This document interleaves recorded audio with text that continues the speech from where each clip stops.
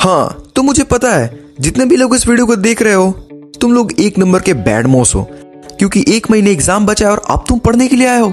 But कोई बात नहीं, फिजिकल एजुकेशन मुझ पे छोड़ दो। ये वीडियो ना ही एक लॉन्ग वीडियो है एंड ना ही वन शॉट।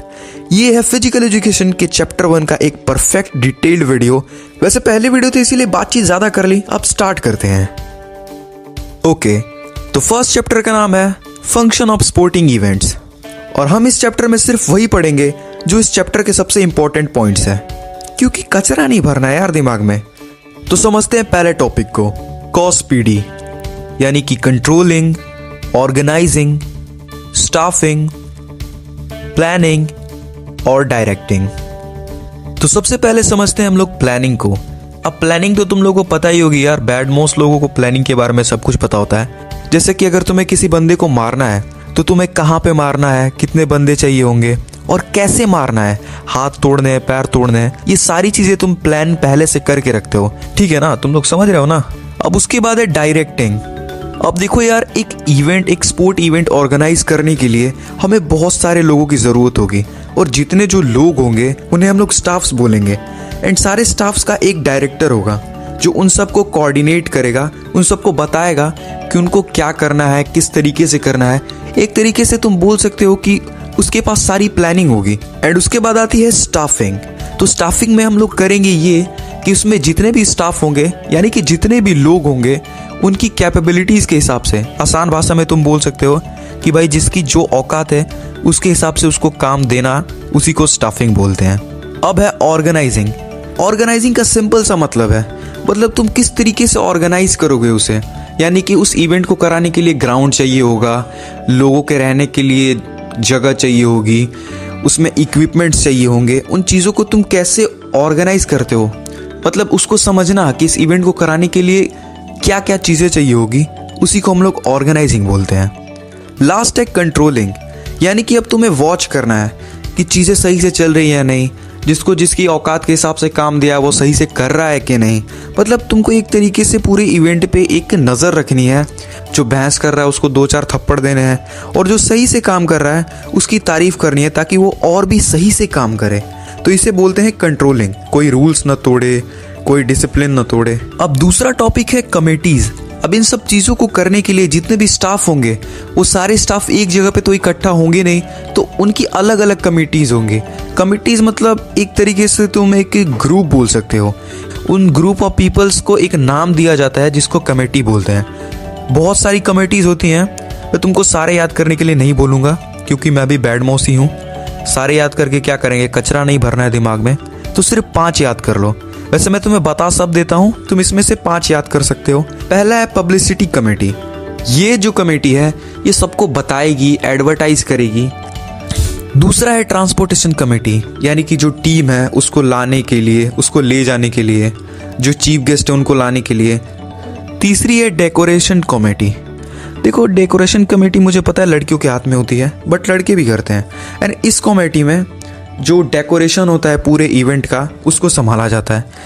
उसके बाद है ग्राउंड एंड इक्विपमेंट, मतलब ग्राउंड कैसा होगा, ग्राउंड को सही रखना, इक्विपमेंट लाना प्लेयर्स के लिए, ये इनका काम है। फर्स्ट एड समझ ही रहे हो, अगर किसी को चोट वोट लग गई तो उनका ख्याल रखने के लिए जो कमेटी बनाई जाती है वो होती है फर्स्ट एड कमेटी। उसके बाद फाइनेंशियल कमेटी। भाई ये तगड़ी कमेटी है, मतलब ये नहीं होगा ना तो इवेंट खत्म है भाई। इवेंट में जितने भी पैसे लगेंगे ये कमेटी संभालती है, उसे मैनेज करती है। एंड लास्ट में है इंटरटेनमेंट कमेटी या फिर रिफ्रेशमेंट, यानी कि प्लेयर्स खेलने के बाद थोड़ा टायर्ड हो गए तो कुछ ऐसे टीवी में पिक्चर विक्चर लगा दी, ऐसे मार्को लगा दी ताकि देख के थोड़ा ऐसे बंदे जोश में आ जाए खेलने के लिए। तो वो कमेटी जो होती है उसे बोलते हैं इंटरटेनमेंट कमेटीज। अब आती है गाइस सबसे तगड़ी चीज, रिस्पॉन्सिबिलिटीज। अब यहाँ पे 3 टाइप की रिस्पॉन्सिबिलिटीज होती हैं। एक होता है प्री, एक होता है पोस्ट, एक होता है during. Pre responsibilities means event होने से पहले तुम्हारी क्या क्या जिम्मेदारियां हैं, पोस्ट में इवेंट होने के बाद क्या क्या जिम्मेदारियां हैं, एंड ड्यूरिंग में जब इवेंट चल रहा है तो उसके बीच में तुम्हारी क्या क्या जिम्मेदारियां हैं, उनको कैसे निभाना है। ठीक है, मतलब क्या क्या चीज़ें तुम्हें करनी ही पड़ेगी, ये तुम्हारी जिम्मेदारी है। तो सबसे पहले देखते हैं प्री की। प्री में तुम्हें सबसे पहले देखना पड़ेगा प्रिपेयर बजट, यानी कि तुम्हें इवेंट का बजट प्रिपेयर करना पड़ेगा कि कहीं पैसे कम ना पड़ जाएं। दूसरी चीज़ है arrange prize and certificate for the winners, यानी कि तुम्हें प्राइज, ट्रॉफी वगैरह और जितने पैसे देने हैं विनर को, सर्टिफिकेट, ये सब चीज़ें तुमको अरेंज करनी पड़ेंगी। ये तुम्हारी जिम्मेदारी है इवेंट होने से पहले। पता चला कोई जीत के खड़ा है और तुम्हारे पास ट्रॉफी नहीं है भाई को देने के लिए। चौथा है डेट फिक्स करना, किस दिन कौन सा टूर्नामेंट होना है, किस दिन कौन से टीम से कौन सी टीम लड़ेगी। तुम्हें पता ही होगा ड्यूरिंग में क्या करना होगा। तुम्हें डिसिप्लिन मेंटेन करके रखना होगा कि कहीं कोई कलेश ना करे, लड़ाई वड़ाई ना करे। दूसरी चीज़ होगी तुम्हें रिकॉर्ड और अपडेट्स देने पड़ेंगे सबको जाके कि देखो ऐसा मैच चल रहा है, ऐसा ऐसा इस टीम से चल रहा है। एंड उसके बाद न्यूज़पेपर तक, या फिर अगर बड़ा इवेंट है तो उसे तुमको लोगों के पास पहुंचाना है ताकि सबको पता चलता रहे कि भाई इवेंट में चल क्या रहा है। एंड लास्ट है पोस्ट। अब देखो पोस्ट में क्या होता है, तुम्हें सर्टिफिकेट और प्राइज देना पड़ेगा, ठीक है, जो कि लास्ट में देना ही होता है। उसके बाद तुम्हें एकदम डिटेल्ड रिजल्ट देना पड़ेगा कि जिससे लोगों को लगे हाँ भाई इवेंट में कोई भी बेईमानी नहीं हुई है, मतलब इवेंट एकदम सही तरीके से हुआ है। और चौथा, चीफ गेस्ट को रिस्पेक्ट और ऑनर देना आने के लिए, जैसे धन्यवाद वगैरह लोग नहीं ऐसे फूल ले जाके देते हैं कि भाई आप तो आ गए, मतलब बाहर आ गई, इवेंट एकदम ज़बरदस्त हो गया। तो इस तरीके से ये रिस्पॉन्सिबिलिटीज़ होती हैं, ठीक है। तो अभी हमने जो पढ़ा मेन चैप्टर यही था। बाद में जो कुछ चीज़ें हैं वो भी देख ही लेते हैं। तो है टूर्नामेंट्स, ठीक है। अब टूर्नामेंट्स क्या है मैं तुम्हें बताता हूँ। टूर्नामेंट देखो, अगर मैं तुम्हें डेफिनेशन की बात करूँ तो टूर्नामेंट का डेफिनेशन तुम खुद से बना के लिख सकते हो, मैं तुम्हें रटने के लिए नहीं बोलूँगा। टूर्नामेंट को अगर देखें तो tournament is a competition between many teams who compete to win the game, यानी कि बहुत सारी टीम्स आएंगी, एक दूसरे से लड़ेंगी, जो विनर होगा वो जीत गया, जो लूज़र होगा वो घर जाएगा मुंह घुमा के गाना गाते हुए।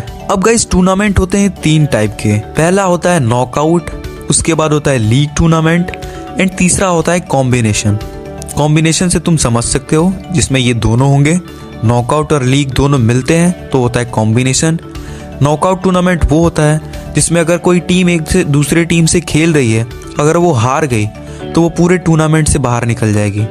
लीग टूर्नामेंट में क्या होता है, लीग टूर्नामेंट में अगर कोई टीम एक दूसरे टीम से हार गई तो उसके पास एक या उससे ज़्यादा चांस होते हैं फिर से उस टूर्नामेंट में खेलने के लिए। इंट्राम्यूरल एक्टिविटीज़, अब देखो इस टाइप की जो एक्टिविटीज़ होती है ना वो एक कम्युनिटी के अंदर ही कराई जाती है। जैसे तुमने देखा होगा कि तुम 10 दोस्त हो तो 5 इस साइड हो जाओगे, 5 इस साइड हो जाओगे और आपस में ही लड़ोगे, मतलब आपस में ही गेम खेलोगे। या फिर तुमने स्कूल में देखा होगा, स्कूल के अंदर ही टूर्नामेंट होते हैं, 2-2 टीम बनती हैं, 4-4, उसे बोलते हैं with in the wall tournaments, जिसे बोलते हैं इंट्राम्यूरल एक्टिविटीज़। दूसरा होता है एक्स्ट्रा म्यूरल एक्टिविटीज़। सुन के ही समझ में आ रहा है इसका अपोजिट है।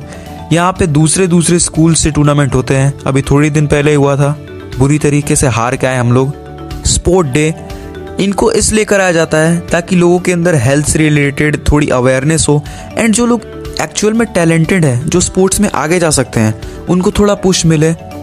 दूसरा होता है हेल्थ रन।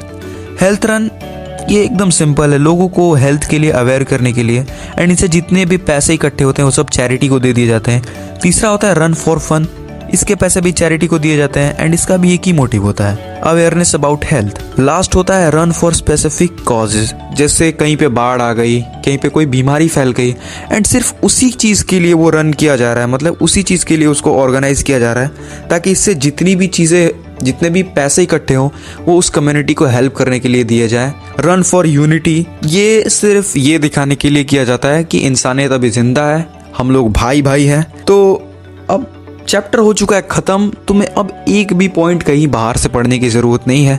मैंने जितनी चीज़ें बताई पूरा चैप्टर ख़त्म है, लपेट दिया हमने। एंड बदमाशी करना मत छोड़ना भाई, बैड मौसी नहीं ख़त्म होनी चाहिए।